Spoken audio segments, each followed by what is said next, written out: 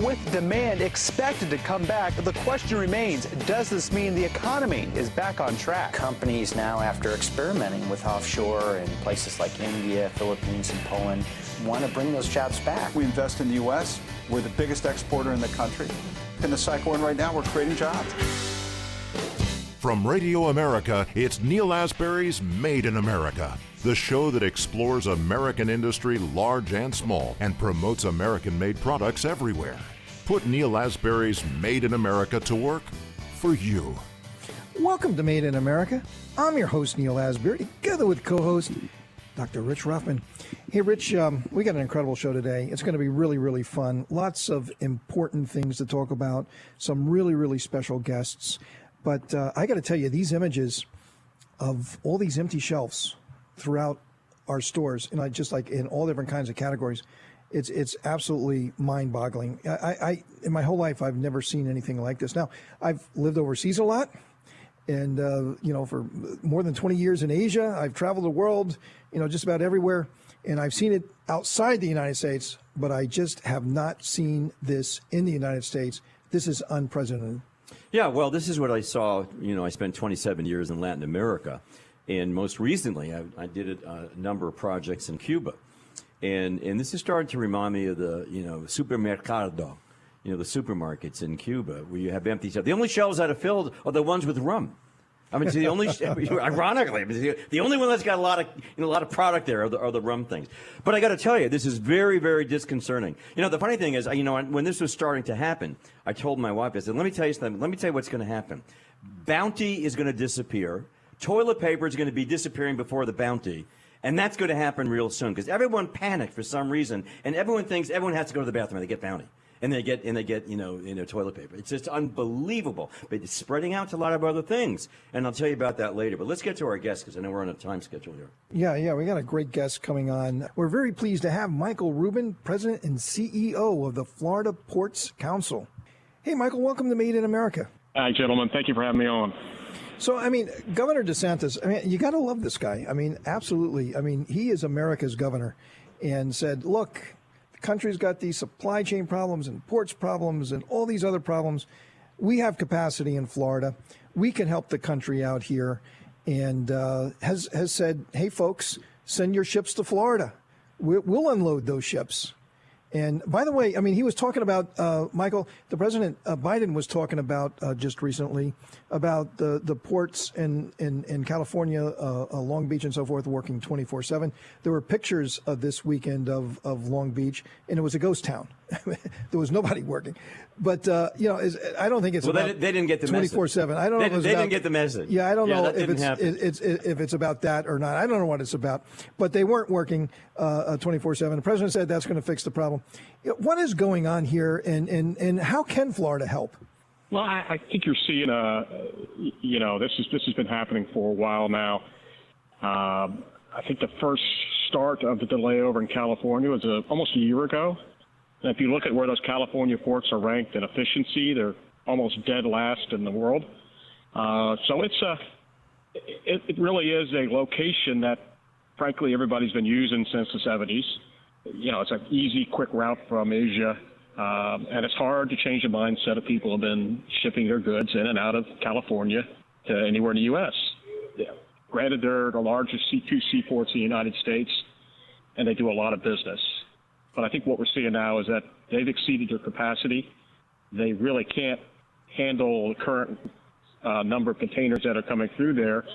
And what we're saying is, look, you guys need to change your shippers, you beneficial cargo owners.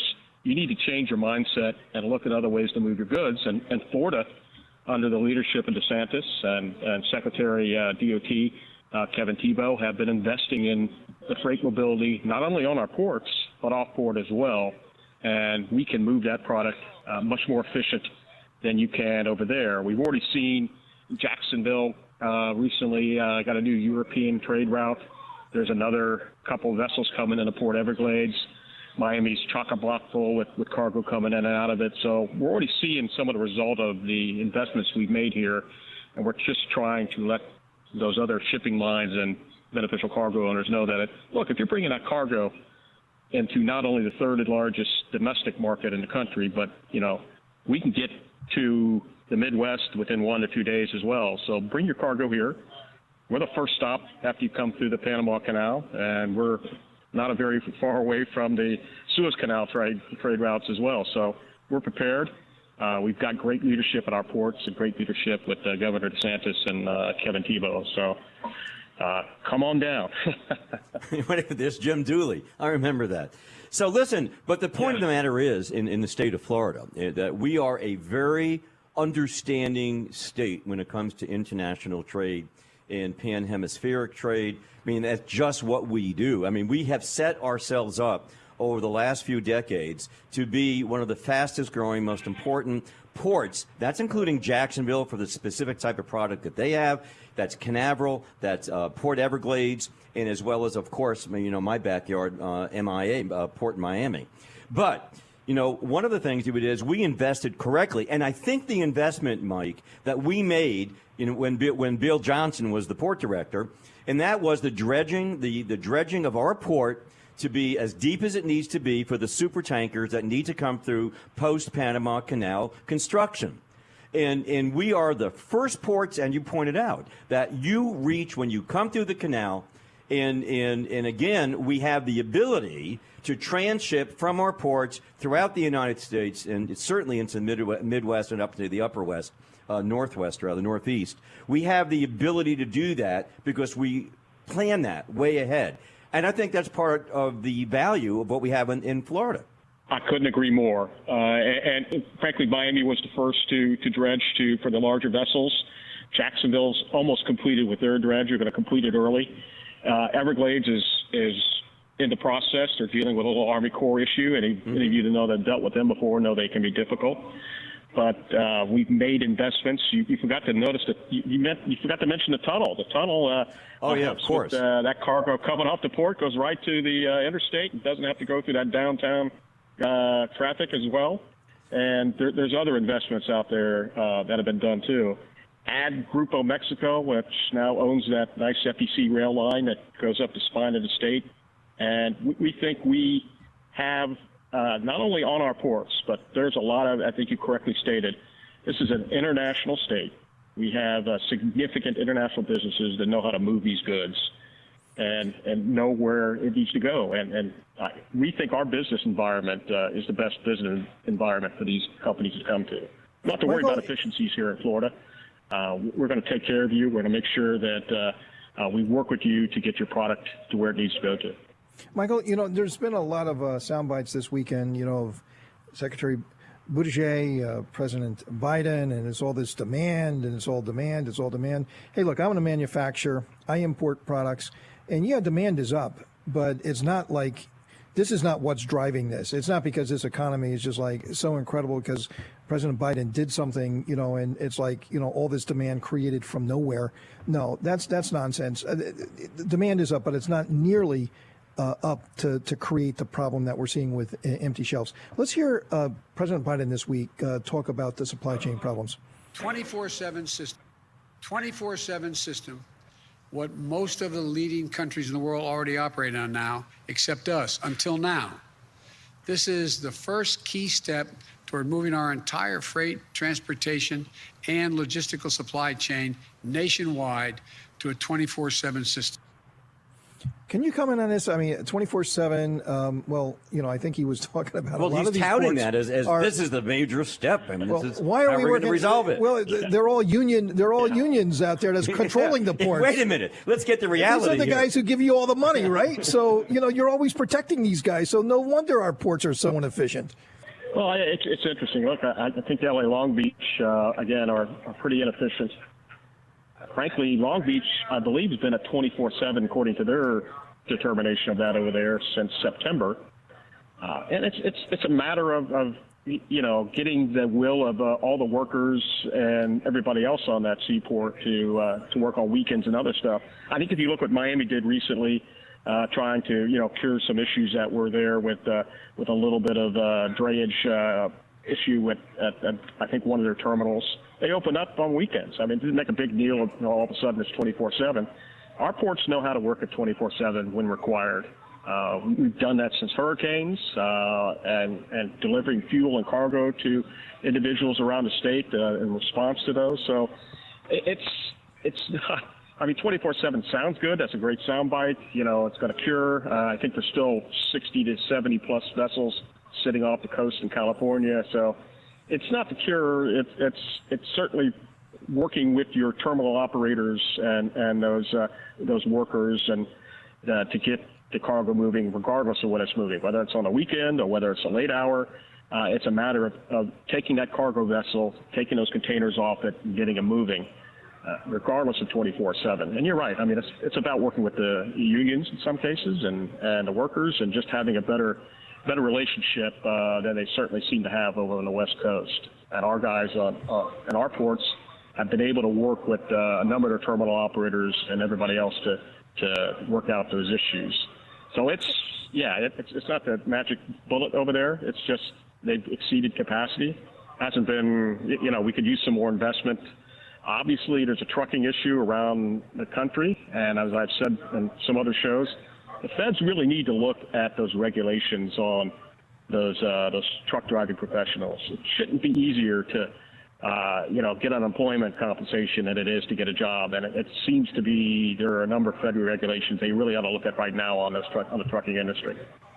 Hey, Michael, you've been wonderful, a great guest. I really hope that Florida sees this boom of business that's going to come through here to help the country out of this supply chain crisis.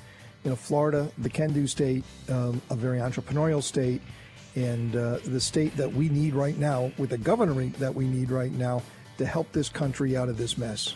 Michael Rubin, President and CEO of the Florida Ports Council. Thanks, Michael. Thank you for having me. I love talking about my Florida ports. Thank you. Coming up, Dr. Ruffman and I still have a lot more to cover.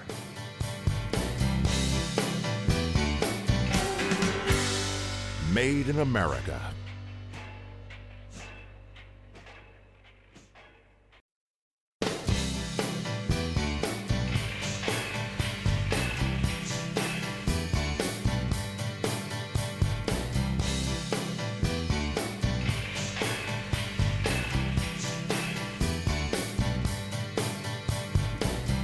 Welcome to Made in America. I'm your host, Neil Asbury, together with co-host Dr. Rich Ruffman. So, Rich, as I said earlier, I really don't buy that this economy is in such a great place. And because of President Biden's economic policies, we've created all of this demand. The demand was there. Certainly, there was this surge in May, June of last year. There was this, before the presidential election, coming out of COVID, people, were locked in their houses. They were investing in their homes. Their home became the office. The home became where they entertained. The home was the be-all, end-all. And yes, people invested in their homes. And, we are in the business of home appliances. So, I know the benefit of that. But then, these supply chain issues, primarily, when it came to ports and it came to trucking and it came to different things like that, it had a lot of stress put to it. And I believe, and we've talked about this on the show, that a big part of that is because of the unemployment and the free money, and people were just being paid to stay at home. So when the economy came back, nobody was working. And then the government in their wisdom said, we're going to pay you more money to stay at home than if you go to work and be a productive member of society and doing good things for you and your family and your self-respect and creating a career for yourself and it just all these wonderful things that happens when people feel good about themselves. We took it away from them. But yet the president needs to take credit for something that he didn't do. But Secretary Buttigieg, he really said it the best. Let's listen to what he said this week. Look, part of what's happening isn't just the supply side, it's the demand side. Demand is off the charts. Retail sales are through the roof. And if you think about those images of ships, for example, waiting at anchor on the West Coast every one of those ships is full of record amounts of goods that Americans are buying because demand is up, because income is up, because the president has successfully guided this economy out of the teeth of a terrifying recession. Well, so what have the Romans done for us lately? I mean, it's pure folly. Let me just be clear, because I know everyone out there is already thinking it. The point number one: it would be good if the Secretary of Transportation actually worked since this summer when this was developing and everybody knew it. Maybe they stopped sending him messages at home, because I know he was home. Don't misunderstand me. I don't want anyone jumping on me, because he was home because he had parental time off, because he and his partner, adopted children. That's fine. I have nothing with that. Not a problem with that. But having said that, he is in an administration, and evidently they're saying we're in a pandemic emergency, and I don't think that's a time for the Secretary of Transportation to take time off and not look and see what's going on right now, because we haven't heard a word from him for months. As a matter of fact, nobody knew he was on a paid leave right now anyway. How the heck can that be when this country's got 80 ships offshore and the Secretary of Transportation is sitting there at home figuring out how to be a parent? Is that a little oxymoronic to you? Because it really confuses me dramatically. So no, I don't think it's exactly that, Neil. Yeah, I agree. And Rich, when you're taking an administration role in a time of a crisis, people need to show up. And how many people are being impacted, people's jobs. I got to tell you, American manufacturing, a lot of those ships out there stranded in the ports right now are full of components and materials and things that we need for our manufacturing plants and all the jobs and everything that's at stake. People are talking about Christmas, and is there going to be a Christmas? Are there going to even be toys on the shelves right now? Are there going to be turkeys? But they're saying, are there going to be turkeys for Thanksgiving? Are those people even working right now? I mean, this is really sad. If in fact, Neil, it really is because there's such a great demand and the economy is booming and all this stuff has to get shipped, then how could this administration handle success? Because success would need everything that we're saying that they've destroyed. So there's something that doesn't click here for me, Neil. None of it makes sense. And so it turns out to me, you can't have neophytes, you can't have rank amateurs handling important matters, particularly those who have no idea what they're doing and never ran a company anyway. So they don't understand supply side, economics. So I'm stunned by this. Absolutely stunned by it. So let's listen to Jen Psaki from the White House this past week on what she had to say about the supply chain issue. Supply chain people couldn't get dishwashers and furniture and treadmills delivered on time, not to mention all sorts of other things. So why is it... The tragedy of the treadmill that's delayed. Right, well, it's a lot more than the treadmill. Let me tell you, it's a lot more than the treadmill, Rich. Hey, man, you were really on fire there. But unfortunately, we're out of time for this segment, but we got something really great coming up. Tiffany Krumins, and she was a winner, one of the most successful episodes on Shark Tank. A really, really successful business that was created out of that back in 2009. She's doing incredibly well, and she's going to be here to tell us about it in just one moment.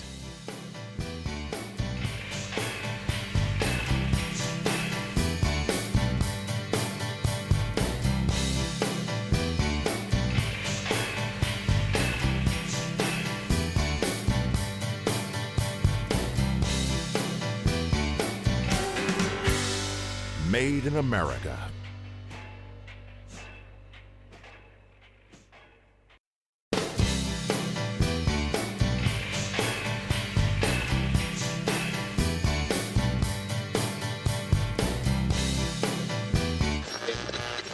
Sharply higher at the open, stocks continued to perform well over the course of the day Tuesday. And I think that bodes well here over the next couple of years for having bigger demands coming to this country. Now, more of Neil Asbury's Made in America. Welcome to Made in America. I'm your host, Neil Asbury, together with co-host Dr. Rich Ruffin. Well, Rich, it's always wonderful, wonderful, wonderful to be able to report on some really cool stuff, some really good, feel-good stuff, entrepreneurs who are really making a difference in all different parts of our lives. And what they do for our economy and the good that they bring, it's immeasurable. It's immeasurable. The enthusiasm of American entrepreneurialism and what it's done to change the world, it's unbelievable. And our guest coming on right now is exactly that, a very incredible adventure as an entrepreneur, has done it a couple of times, creating really great products, going out there on a limb, making it happen, putting themselves out in front of the market, taking all the bullets, and somehow coming out of it a much better person, a much better company, and just a great contributor to our economy. We're very pleased to have with us Tiffany Krumins. She was on Shark Tank back in 2009, one of the most successful episodes or segments, participants at Shark Tank. She got an investment, I believe it was $50,000, I might be wrong, for her company, Ava the Elephant. And it went on to be a tremendous success. And now Tiffany is created a new company, a new product line, Opu Probiotics. And she's going to be on here right now to tell us about it. Tiffany, welcome to Made in America. And thank you so much for having me. This has been a very long time coming. As you said, I have launched a few products since Shark Tank, and I've never been able to manufacture one in the U.S. So this is my first time around having a U.S.-made product. So why don't we start off by telling us about Opu Probiotics? I mean, what's the genesis? What was the idea behind that? How did that all come about? Sure. So I appeared on the show. I appeared on Shark Tank, and shortly after had great success with my first product, but kind of learned the hard knocks way of launching that product. And during that, I was diagnosed with cancer at 27 years old. And so it kind of wreaked havoc on my body. And one of the things that I wanted to improve after surgery and treatments was digestion. And so I started looking into pre and probiotics. And it's something that I used for quite some time, but did not like the delivery methods. And last year, I was able to get my first product, my first invention, Ava the Elephant, from Shark Tank, acquired. That company was acquired. And when that happened, it freed up my time, and it gave me just a little bit of money. It wasn't a huge deal, but it was fantastic for my family to put into a new venture. And I thought, this is something that I now know. I now know how to source products, which I didn't know 10 years ago. And so I started searching for the right partner and found a fantastic company here in Georgia and some new technology in the delivery method. And I started working with them on developing this product.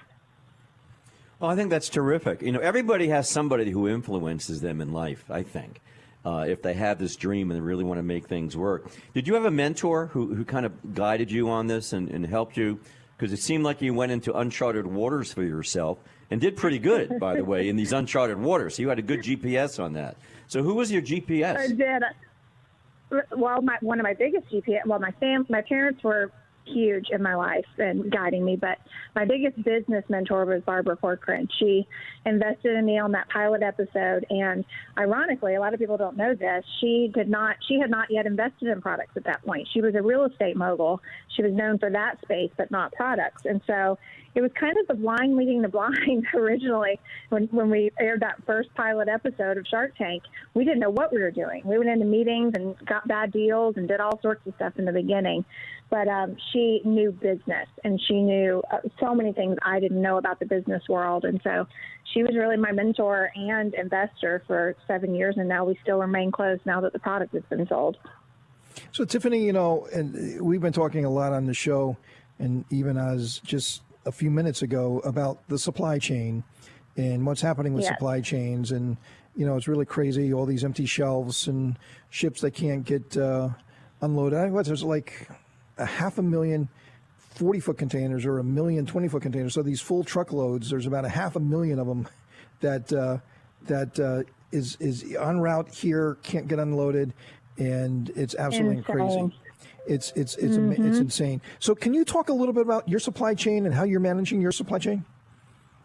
Absolutely, yeah. So with my other products, the one that was acquired and then some of the ones I've licensed, they're seeing those same challenges. A lot of them are made overseas. and they're not even getting here, more or less getting unloaded. But with this one, I'm still having challenges. So, for example, this is a tear packet probiotic. So it comes in this little paper tear packet where you just tear off the end and pour it on your tongue. And we're sourcing all of the ingredients of the product here, here, and that's not really as much of an issue. But believe it or not, the little darn tear packets are the ones that are taking forever. So where those would normally be a 2-week production time, they're taking 8 weeks because of the special film that goes in them to protect the product when they're actually manufactured. So that simple, what you would think would be such a simple product to manufacture, is taking 8 weeks right now. Unbelievable.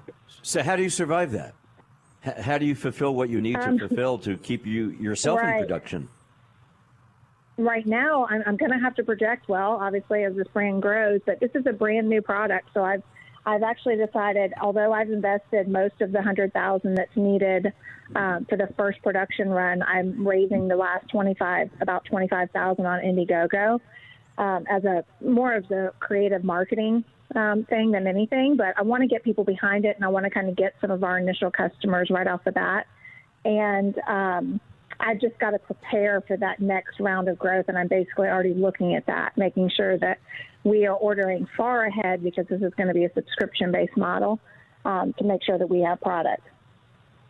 Hey, Tiffany, incredible, man. It's lovely to have you with us and to share your story. This bright light that we need, the compass of the American economy, the American entrepreneur, and you are an incredible example of that, and the passion and the enthusiasm.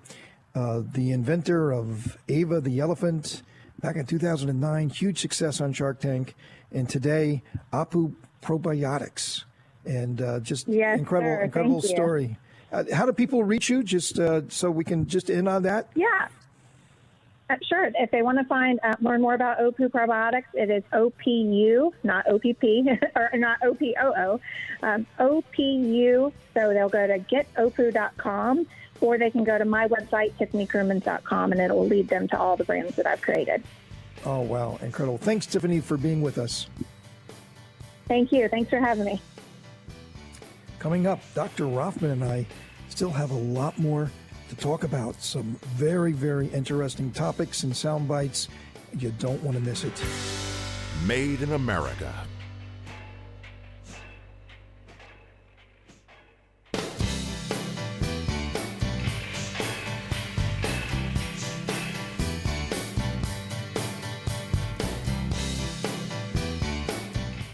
Welcome to Made in America. I'm your host, Neil Asbury, together with co-host Dr. Rich Rothman.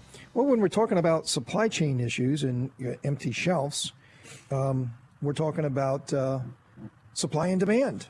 Exactly. And when there's no supply and the demand is there, obviously there's no supply and you got all this demand, that is the definition of inflation. And what is inflation? Inflation is a tax on the American people. Because even though you may have got that cost of living increase, and it was 2, 3, 4, 5%, pick a number, and if inflation is 7, 8, 9, 10%, and we're heading in that direction, folks, we really, really are. I got to tell you, looking at the costs, there is no plan whatsoever, to control these costs. You talk about, 24/7 at the ports, what about the shipping costs? Where is the U.S. government in these shipping lines? Hey, look, we chased all of our steamship companies outside the United States. Out of the top 10 cargo companies, who owns these ships, none of them are in the United States. Yeah, they don't have American flags. They don't. So the U.S. government has very, very little control because, hey, look, we've overregulated. We have not been a good place to be a shipping company. So it gives us limited options, but we do have antitrust laws. And this price fixing that's going on with these freight carriers is unbelievable. And because of this price fixing and the cost of everything going up, you're going to see inflation. And I'm not talking about the variety at 3% or 4% here, Rich. I'm seeing a much higher inflation rate. It's scary. It's scary, scary, scary. As a manufacturer, I know what my costs are increasing. And I know, I'm just a very small part of this overall economy. And if everybody's getting that, right? Everybody's getting that. Me too. I mean, listen, it's across the board. I'll tell you one that just happened today. My dog eats special food from the vet. All right, we won't go into why, but typical German Schnauzer. But I can't get his dog food. They don't have it. They never got their shipment because the wholesaler never got their shipment, which means the regional wholesaler never got their shipment, and it's sitting somewhere, God knows where, but it's not getting here. Now, and the reason and it's just dog food. And the reason isn't because your demand has gone up. Your demand has been always the same, right? So it's not like there's a higher demand from you or even others for this product. Yeah. It's just because the supply chain is broken and has nothing to do with the demand. So the point of the matter is that everyone would be paying a tax because an inflation is an agnostic tax. It hits everyone. Those who are very wealthy can deal with the inflation. They will find ways to do what they want to do. But the middle class, the lower middle class, and the lower class, they are going to be blasted just to filling up their gas tank. Oh, that's a whole nother issue. Yeah. Let's listen to Senator Cruz on Biden's inflation tax and the cost to Americans. Prices are going up. The cost of gasoline has skyrocketed as a direct result of Joe Biden and the Democrats' policies. The cost of food is going up. The cost of rent is going up. The cost of lumber is going up. The cost of homes is going up.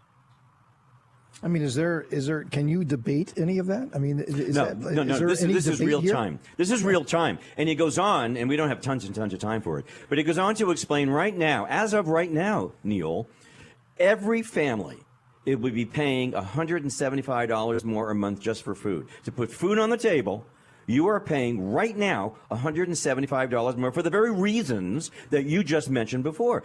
The produce isn't there. What produce is there is limited. The prices are going up. Non-perishables are going up. Meat is very hard to get because the packers aren't working. I mean, it's just across the board. So if you think about that, that's let's just round it up. There's a $2,000 tax out there in every household right now. $2,000 tax just to exist the way you did 9 months ago. Right, and then to put in another perspective, if you make $40,000 a year, that is it's even more than a 5% increase, 5, 6, 7% just on that one area. Then talk about gas. I mean, that's off the charts. Talk about rent. That's off the charts. Talk about people's homes, and buying a home. Oh my goodness, that's just impossible. So this is a real problem. Let's listen to Jim Cramer on inflation, what he had to say this week. Let's talk about inflation and where things stand right now. I know you are somebody who is totally grateful to the city and who gives back too, but let's talk about the questions that investors are kind of wondering right now. If you're worried about inflation, it's a huge issue. Yeah, I mean, look, I think Paul Tudor Jones, as always, is right about inflation. It's much worse than we thought. It's much worse than we thought, and not going away. I don't know. I think it's so glaring right now. I just think it's so glaring right now about this inflation and the problem, and it's much bigger than anybody wants to admit. I mean, it is the elephant in the room. I think, the midterms, this is going to be a really, really big deal in the midterms. This is going to be a defining issue, inflation. Folks, I mean, I got to tell you. Well, it's the economy. I hope I'm wrong. But that's number one topic on any polling right now. The number one topic that's concerning Americans is the economy. It's economy. The economy, as Clinton said, it's the economy stupid. Well, Rich, really great discussion there, and we had some really great support there from Senator Cruz and from Jim Cramer. But unfortunately, we're out of time, but we're going to be back just in a moment for some final thoughts of the day. Made in America.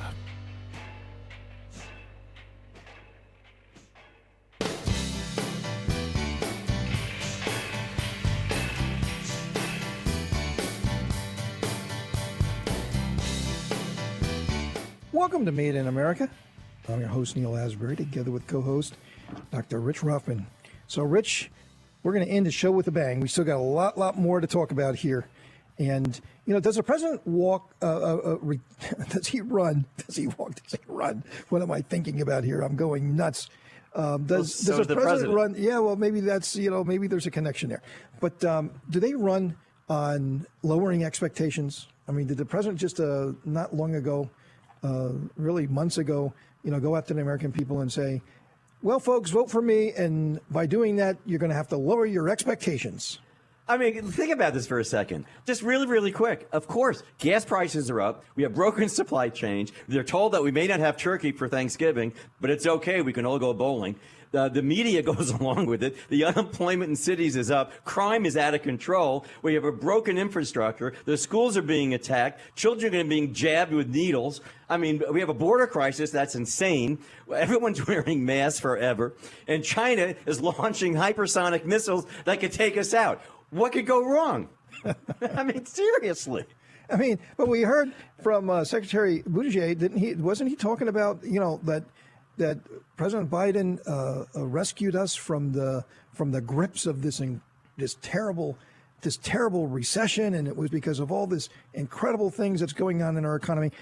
Hey, look, they gotta get on the same wavelength with their buddies over there at the Washington Post, because they're not seeing it that way. Let's listen to Tucker Carlson report on a Washington Post article. The Washington Post just ran this headline, and we're quoting: "Don't rant about short-staffed stores and supply chain woes. Rather than, quote, living constantly on the verge of throwing a fit, we do ourselves a favor by consciously lowering expectations." Well, I maybe think he that's said it. it all. That's it. What me America, worry? America, you should just lower your expectations. And China is is beating us to colonize Mars. I mean, they're doing that, and we're lowering our expectations.